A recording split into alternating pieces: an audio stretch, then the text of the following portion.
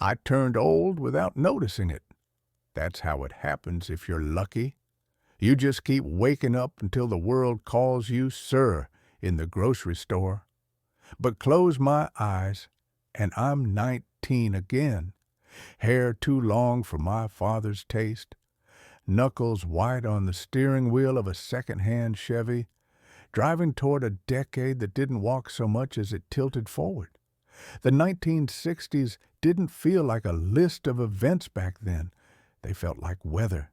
They moved through you.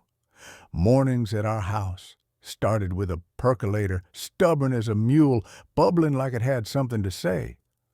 The sports page ink stained your fingers, and Dad would lick his thumb to turn a page, even though Mom told him not to.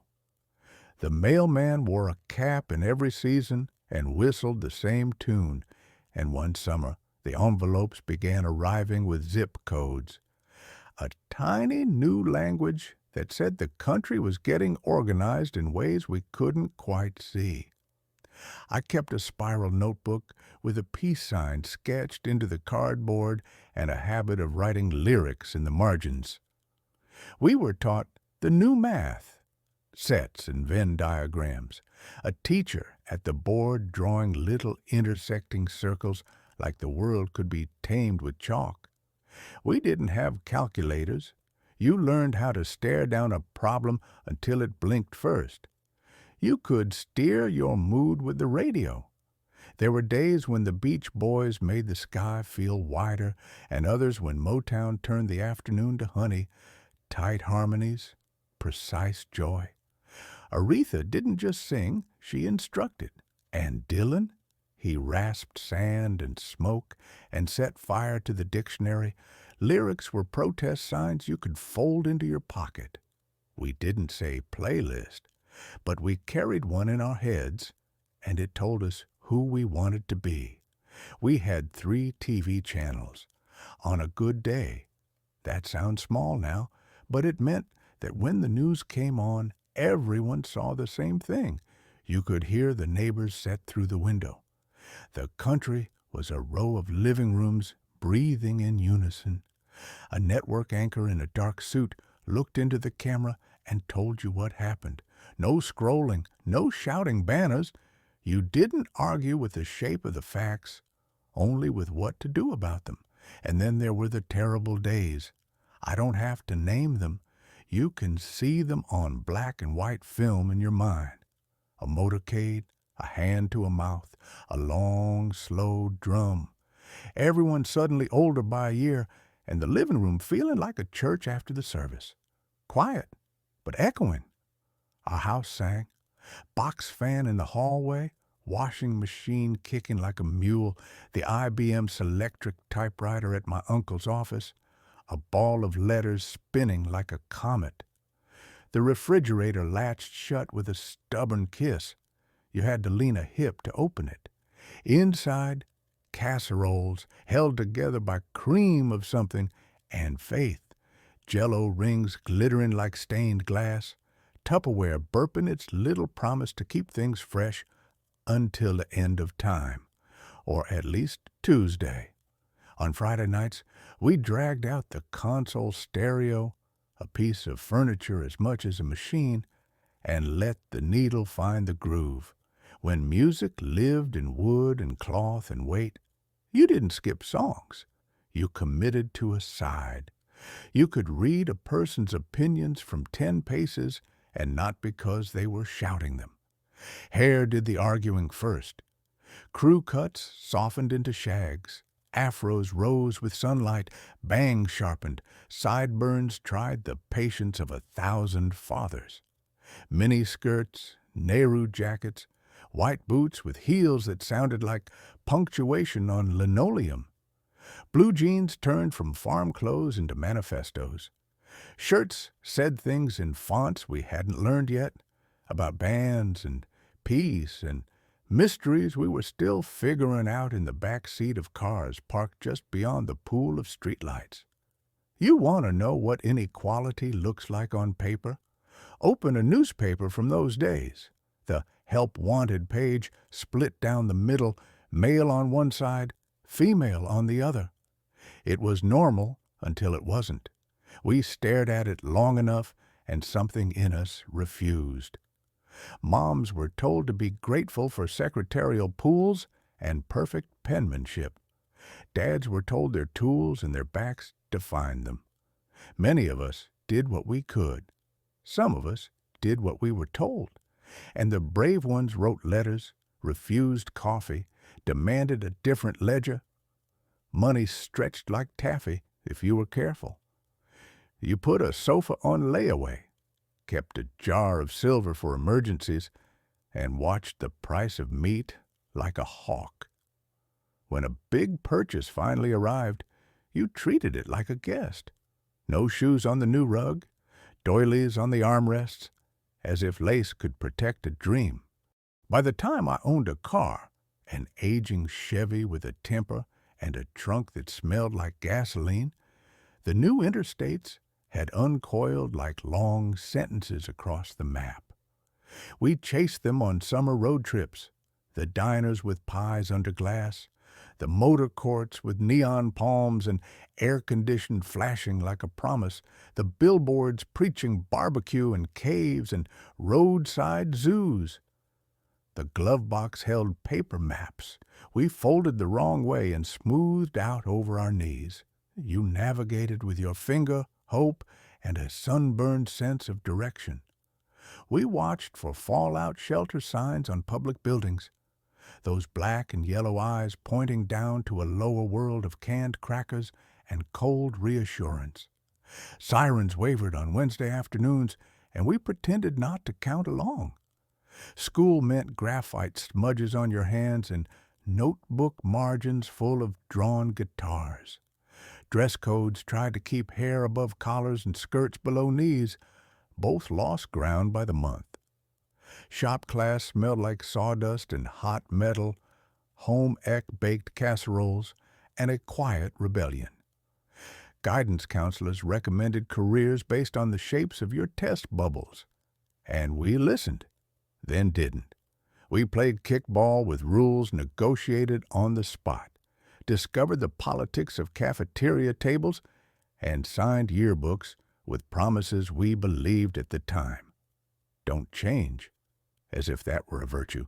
The mail brought two kinds of letters. One had neat campus postmarks and smelled faintly of the laundromat. They described protests like they were festivals, and sometimes they were. Music chalked slogans, an idea passing through a crowd like current. The other letters carried stamps from far away. They were cheerful in a way that told you what they couldn't say. We learned to read silence. Parents stared at the evening news like it might speak directly to them and say their child's name. But it never did. It just rolled on with numbers and maps and fog. I kept newspapers under my bed like a time capsule. Sometimes I was afraid to read them. Sometimes not reading felt worse. Change didn't just happen on national stages. It fermented in church basements and community rooms with bad coffee and folding chairs that pinched your fingers. People drew maps of neighborhoods on chart paper, argued about zoning, busing, schools. There were sit-ins and walkouts and free clinics sprung from nothing but a folding table and determination. 1,000 small meetings did more than a handful of speeches ever could. Laws changed. Habits tried their best to keep up. The night the moon became more than a myth you could point at, we dragged a second TV into the living room, rabbit ears wrapped in foil, reception like snowfall. Grown men held their breath like kids. Words were crackled through distance, and the air felt thin. I won't repeat the line, you've heard it, but I'll tell you this. For a minute, the country was one room again. We went outside afterward and stared up as if we might see the footprints from the driveway. Later, in Life magazine, I saw Earthrise, our stone-blue world lifting over a gray lip. It put a knot in my throat I still can't name. All our arguments were suddenly very small and very real at the same time. We ate food that took time, roast chickens that wore a Sunday afternoon like a shawl, meatloaf as reliable as a handshake, potato salad with too much paprika if Aunt Kay brought it. Fondue had its season. Friends standing around a pot like pilgrims at a new kind of campfire, dipping bread cubes into cheese that could take the roof off your mouth. Canned peaches with condensation frosting the outside. Deviled eggs lined up like perfect little boats on the good plate. Supermarkets bloomed bright and shiny with fluorescent optimism, but on some corners the grocer still knew your name and how your kid liked his apples. We pretended to clip coupons and then forgot them in the car. We pledged allegiance to bands. The British invasion swaggered into our ears like a polite storm.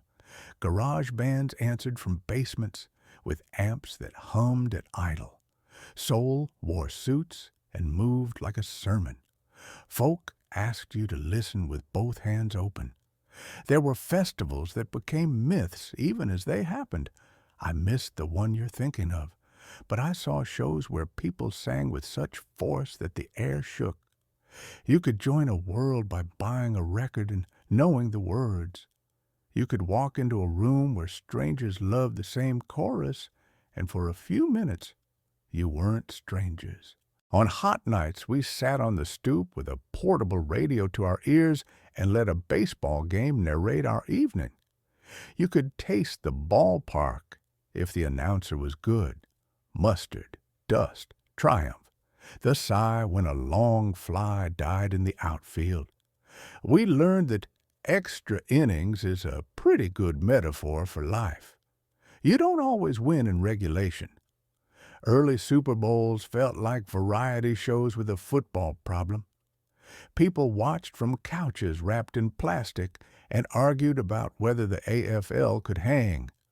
Before sports became a marketplace, they were a shared excuse to sit close and care. New machines arrived like polite guests. A Xerox machine that multiplied handouts until teachers grew bold. A Polaroid that made pictures exactly as impatient as we were. Slide carousels that clicked and clacked through a cousin's vacation until you fell asleep holding a paper plate. The first color TV on the block turned even the cartoons into tiny epics. In offices, punch cards whispered that computers were coming. Nobody knew how big they'd be or how bossy. Some schools became battlegrounds you could walk through. Front doors that had always been open suddenly required side entrances. Cameras appeared, and we learned what performing courage looks like when you're trying to go to algebra. There were new teachers who threw out old rules, and old teachers who found new patience. The bravest people I knew were children who kept showing up. You can look up what houses, cars, and burgers cost back then, and the numbers will make you shake your head. But prices don't tell you the story. What matters are the phrases we used. We can manage after the holidays, maybe by tax time. We built families out of those future tenses. We thought the horizon was a savings account you could pay into with effort and decency. Sometimes we were right. Saturdays were for chores that smelled like gasoline and cut grass. You mowed. You washed the car in the driveway, water catching rainbows in the sun. The hardware store had the wisdom of 10 grandfathers and the inventory to match. You fixed what broke. You didn't call a guy. You were the guy, even if you had to learn on the spot with the neighbor's advice often unhelpful, but cheerfully delivered. In the afternoon, you might head to the barber shop. Striped poles spinning, checkerboard floor, men pretending not to enjoy the gossip. Or to a beauty salon where hair could change a life in 45 minutes.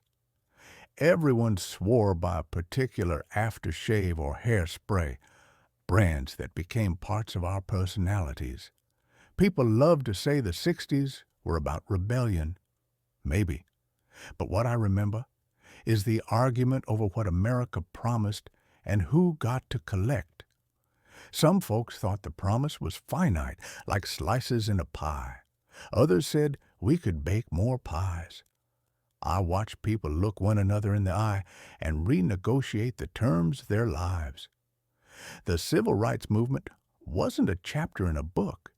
It was feet in the street, songs sung until the throat cracked, and laws finally catching up with reality. We threw house parties with food that came from real kitchens and record players that required 3 people to move. Board games that ended with arguments over rules we invented mid-game. Card tables with ashtrays shaped like leaves and coasters from gas stations. We leaned on door frames to talk because someone needed the only comfortable chair. Out on porches, lightning bugs blinked like Morse code. If you kissed someone, the next day had a headline. Memory is a soft focus lens if you let it be. We shouldn't.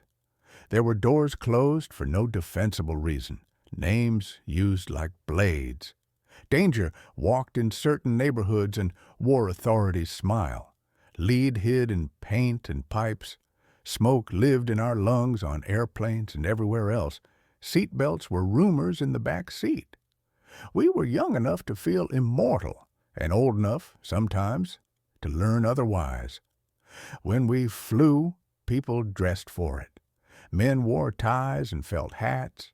Women wore suits and gloves. The stewardesses, we called them that then, moved with a choreography that looked easy until you tried to lift a suitcase the way they did without making a face.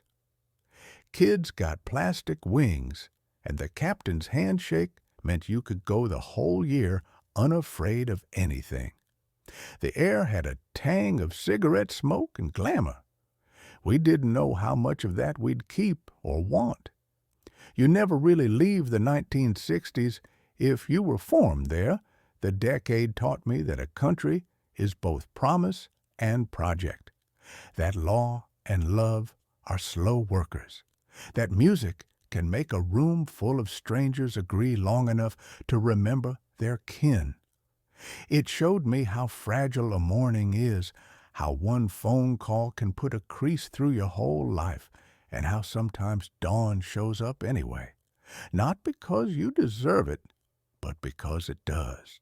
Listen, if you look for the 60s in me now, you'll find them in the way I still read the paper, in the way I still stand still for a song, in the way I still believe a letter written in good faith can move a mountain grain by grain. I'm old enough to know we didn't fix everything, young enough somehow to think we could still fix something. And when the house is too quiet, I set a record on the turntable and wait for that first soft hiss before the music, the sound of a world about to begin again. That's the 1960s to me. A hiss, a breath, a needle lowering. Then the start of something you don't forget.